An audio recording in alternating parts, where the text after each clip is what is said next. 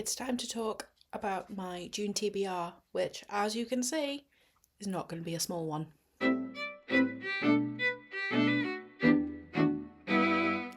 Hello everyone, welcome to my June TBR, and as you have already seen, we're still sticking with the ambitious route. Yes, I have the horrible habit of setting myself a stupidly long reading list and not getting to it, but what can I say? I like to push myself.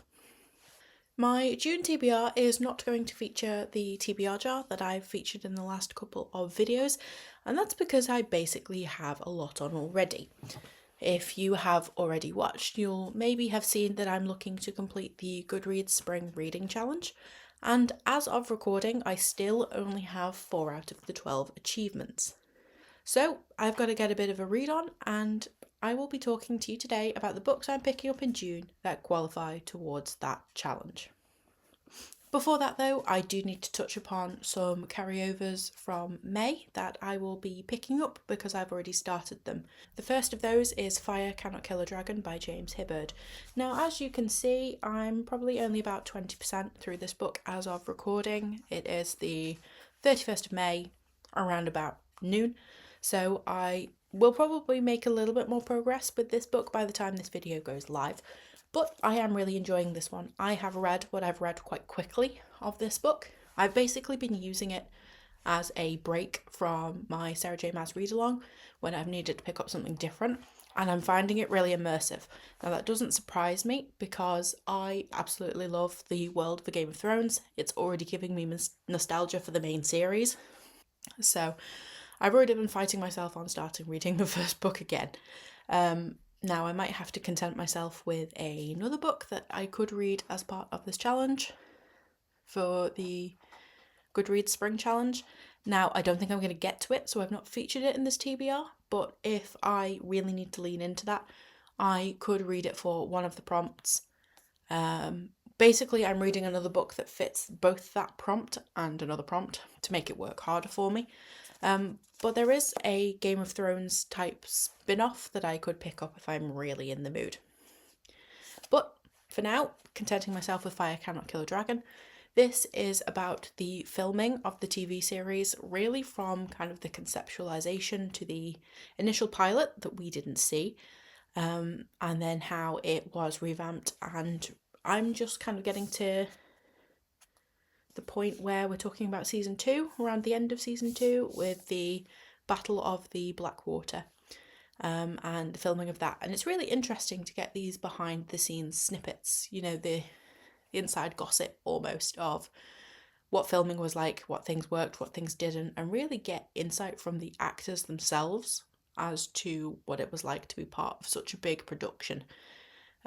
So loving this one. I'm hoping to blitz reading this pretty quickly, so then I can move on to the qualifying books for the Goodreads Spring Challenge. However, we have one more book to get to before that though, and it's a book I maybe have or haven't hinted at in referencing Heir of Fire. I am hosting a read-along for Sarah J Maas's Throne of Glass series, and I confess I've not been particularly up to date with my read-alongs and pushing them out so far. However, I have really pushed myself to catch up with book 3. Bearing in mind I only finished Crown of Midnight on the 17th of May. I've then read Heir of Fire, pretty much binged it. I'm aiming to finish that book today. Obviously, I still have that to do. I'm currently 63%, but I'm making a concerted push for that book today. Basically, I'm filming now, so then my brain can shut up thinking about these videos, and then I can go and focus on that book. So all being well, I'm going to finish Heir of Fire today, so I'll have read that nearly 600-page book in a couple of weeks. So then I can start Queen of Shadows, which is book 4, and actually start it on time.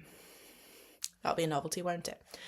Now the Heir of Fire read-along, I'm going to have carrying on basically until the 7th of June to give people time to catch up if they're reading along with me. But also Queen of Shadows is going to be book 4, so if you're reading along with me, please feel free to crack on, make a start. I'll obviously get Fable and Storygraph set up after the 7th of June, so then we can start talking about our thoughts. I've been a little bit lax on sharing my thoughts on these books recently, just because I've basically been trying to binge and actually get through them. So I will be sharing some more content along the lines of what I'm thinking of these books so far. And I will no doubt have kind of covered some of that in my May wrap-up video. So maybe go check that video out if you haven't already. I should have published it before this one. I'll link to the video.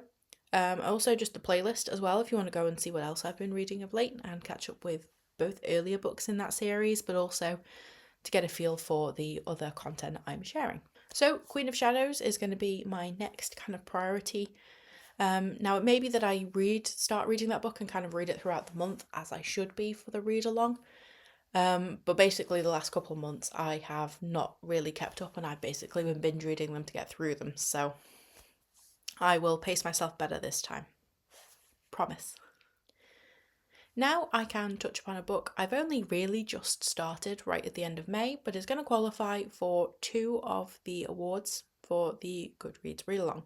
That is Project Hail Mary, which qualifies for both the escapist read prompt and the summer reading prompt. Now, I briefly touched on this before, in that if I'm really in the mood for a Game of Thrones read along, I believe it's A Knight of the Seven Kingdoms qualifies for, I want to say, the summer reading prompt. I think maybe because there's a TV show coming out, possibly. That might be why it's topical, if you like. So I could read that. But making a tactical choice here, I'm picking up Project Hail Mary for both. As of recording this video, I'm not very far through this audiobook. In fact, I'm only on chapter 3. But I started listening to this while doing a little bit of a cross-stitch project while I was off later this week, just to enjoy something a little bit different. But also, I kind of did it tactically to pace reading another audiobook, which I'm going to talk about in just a minute, to get a sample feel for what it's like. Also because I sampled the audiobook in the first place to see if I wanted to pick the book up in that form. And it was fine, so I just kind of carried on listening to it after I purchased it. So really, there's not very much I can talk about here, other than I really like the way this book starts out, in that we know absolutely nothing that's going on, and we're kind of figuring out how the character has ended up in the position he's in when he wakes up, along with him, if you like. It's difficult to pull off well, I think, but this book does it very well. So I'm keen to explore really what's going on in more detail to where he's ended up in the first place, and really as to how we can solve this problem. The last book I have started as of recording this TBR video is a book I have been listening to throughout May, but really I'm planning to finish it at the beginning of June, just because I'm not 100% sure on whether, one, this book even meets the qualifying award in the Goodreads Spring Challenge, but also I don't know if I need to finish it in the month of June. I'm talking about Somewhere Beyond the Sea by TJ Klune. Now, I wanted to pick up this book anyway, as it's a sequel to The House in the Cerulean Sea, which I really enjoyed. I think I also...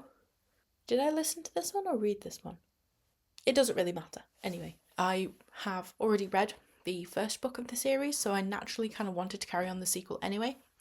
But looking at the prompts, the final mystery award is for a Pride Month read.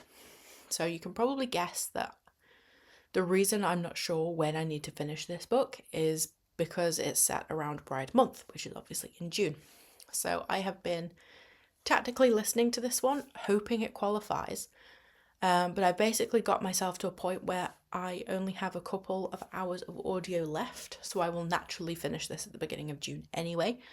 Now, if it doesn't qualify, I'm going to be a little bit sad, because obviously I've spent some time doing this in the hopes it will, but that prompt doesn't go live until the 1st of June, so I have absolutely no idea of knowing or being able to preempt it, other than making an educated guess.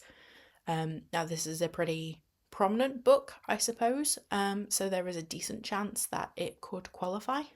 I may have to try and sneak another book on this TBR, but even if it doesn't really properly qualify. Like, I know in my heart I read something Pride, so half a point. But anyway, as of recording, I'm 80% through this audio. I only have a couple of hours left, and I've really been enjoying this story.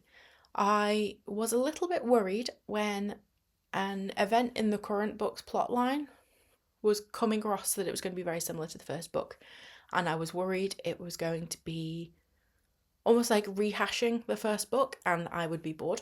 But that's absolutely not the case at all. It's been done really well. It's not felt repetitive or boring. I'm loving seeing how the characters of the children are really starting to come out under the influence of Arthur and Linus and having that healthy support network that they do. So even if this book doesn't really qualify, one, does to me, but two, I wanted to read it and I've been really enjoying reading it anyway, so it's not going to be a loss or a waste of time regardless. This is an already sizable TBR, as you have already seen at the beginning of this video, but the next book I'm featuring is over 1,000 pages. I'm talking about The Pillars of the Earth by Ken Follett. Now this qualifies for the marathon reader prompt, which is basically a chunky read, so I couldn't get away from having a chunky read on this TBR because I need to read one for the Goodreads prompt anyway. The reason I've picked The Pillars of the Earth over some of the other books that also qualify is, one, I haven't already read it. Some of them were repeats, and whilst I have absolutely no problem with that, I think it makes sense to tackle a book I already want to read that I haven't read already. The second reason is because this book is actually on a list of books I set out at the beginning of 2026 that I wanted to read this year. Given that this will kill two birds with one stone, I figured it made sense. Now, will I regret picking up 1,000-pager whilst I'm trying to read about 8 or 9 books this month? Probably. But we're going to have to see how easy it is to read. Yeah. Wish me luck, guys. So this, I gathered, is a book about building a cathedral. Yes, it's about building a cathedral, but obviously it's kind of in a turbulent kind of historical setting. Medieval 12th century England. So I have read something similar to this before. What was it called? I want to say Dunstan by Con Iggulden off the top of my head. And I did really enjoy that book, so that bodes well for The Pillars of the Earth. The other reason I have wanted to pick this up anyway is that I've been recommended this book twice by 2 different work colleagues with very different reading styles. One of them, in fact, reads this book every year and makes it like a concerted effort to pick this up every year. So, I mean, that bodes pretty well. She obviously loves it, and I've been recommended it by a colleague that I've worked with for a number of years. I absolutely love her to bits. She's retired now, but I want to pick this up so then I can talk book with her, because I don't have many people in my life I can talk book with. So yeah, wish me luck. Given I have such a chunky read to pick up for the marathon reader prompt, I've made a little bit of a tactical decision with the community picks choice. I had 3 books on my TBR, which I shared in my Goodreads 2026 video, where I shared some books that might inspire you for different reads you could pick up that met those prompts. I have 3 on my TBR, and I have basically chosen to read the shortest of the 3 because it comes in at just under 300 pages and it gives me a chance to deal with the huge stack of books over there that I have to read. That book is called Behind Closed Doors. Given I've got quite a heavy reading list, I'm actually looking forward to picking up a pretty short thriller. I think it will be a fun change of pace that I'll definitely benefit from, given I'm picking up some heavier world-building fantasy, historical fiction, but I've also got a number of other books I've not yet talked about that are not small or particularly light on subject matter. So I think Behind Closed Doors is going to be a little bit of a breather almost. So that's why I have chosen that book over There was Harlan Coben, Fool Me Once, which was also on my TBR. And the other book I could have picked up was called The Whisper Man. Now, that wasn't too bad. I think that book was about 350 pages and the Fool Me Once was about 400. So none of them are especially long. But obviously with such a long reading list, I've just decided to pick the shortest and hope for the best. In contrast, I only had one book on my TBR that fit the AAPI Heritage prompt for the Goodreads Spring Challenge, so I have to pick up Katabasis by R.F. Kuang. But you know what? Not mad. I picked this book up as soon as it came out in paperback. So much so, like, I got it when I was on holiday, but I got it when I was going out on holiday, not when I was coming back. Thankfully, the space in the suitcase wasn't a premium, so I could basically pick it up, take it on holiday and bring it all the way back. And I didn't touch it then. But I was basically, as soon as I saw it, I was like, I have to have it. Now, I have really enjoyed some other books by R.F. Kuang, including Yellowface earlier this year. But also the likes of Babel as well has been a hit, and the first book of the Poppy War series. So as much as this also isn't an especially small book, I have loved her writing style so much that I don't think I'm going to struggle with this one. How many pages are we, out of interest? About 540. Writing isn't too small.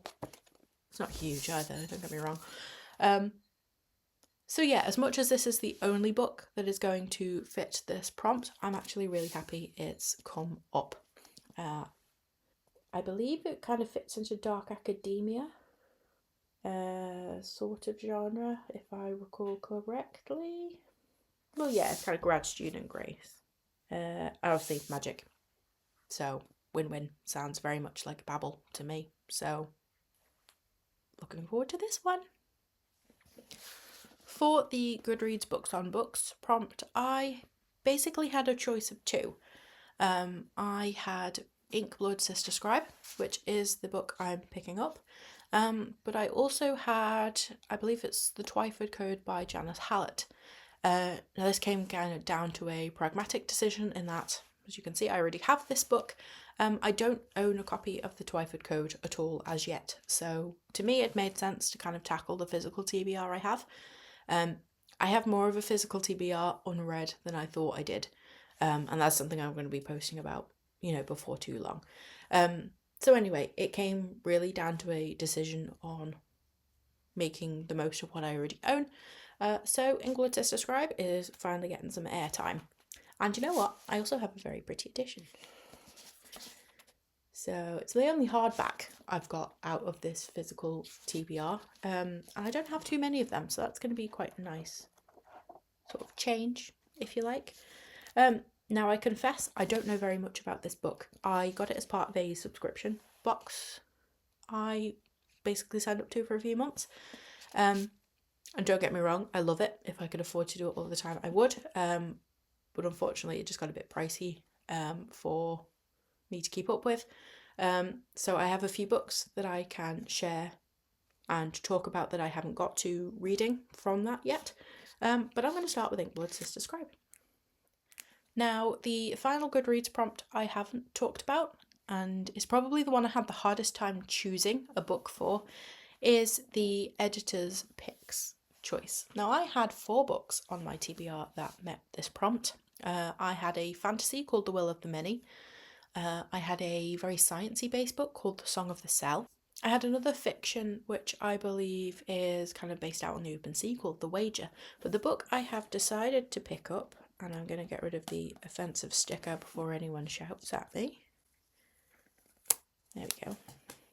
The book I have chosen to pick up is one that I considered picking up after reading Orbital at the beginning of this year, and that is Challenger by Adam Higginbotham. I had to get rid of the sticker that I probably would have got shouted at. I'm sure people also will complain about this one as well. This is also a very good book, so I'm not mad it's there. So this is going to be also a pretty dense read. I don't know very much about what happened to Space Shuttle Challenger, which is precisely why I want to pick this book up. And obviously the very high level was touched on in Orbital, but bearing in mind that book was only a couple of hundred pages in itself and it gets a pretty fleeting mention in the grand scheme of things. Like, I didn't really learn enough other than to have the prompt to then go and find out more. So I'd already picked up this book anyway. It's something that I would be interested in. I really liked the writing style and his kind of analysis of what happened in Midnight in Chernobyl, which covers the Chernobyl nuclear disaster. I'm sure you've probably worked that one out. So I'm excited to see how he goes through the events and what happens with Challenger. So this is going to be a bit of an educational read as well as hopefully entertaining. So also not a small book. How many pages are we? Okay, that's got some references in. That's not quite so scary. Okay, so the epilogue is on page 457. So there's a good chunk of this book that's like references and stuff. So that doesn't quite look so scary. But obviously still not mega small. So I have a lot of books to get through, hopefully by the end of June, in order to get this award. Do I think I'll do it? No, is the honest answer, but I have to try. I am determined to give this as much of a go as I can. If I don't, I will be doing the next one. I'm basically determined at this point to get through a reading challenge at least once this year. So should I have started this a little bit sooner? Probably. I have a tendency to leave it last minute and then have a lot of books to catch up on.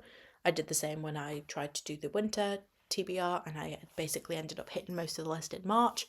So we're probably going to end up with the same fate of getting yay close, but I'm going to do my best. I like a challenge, so hopefully having that end goal will help spur me on through some of this page count. What books are you picking up in June? Are you trying to complete the Goodreads reading challenge or meet any of these prompts? Do you have any books you've already read that would meet these prompts that you want to recommend to other people? Give us a note in the comments, and thanks for watching today's TBR video. I will see you guys around very soon. Bye for now.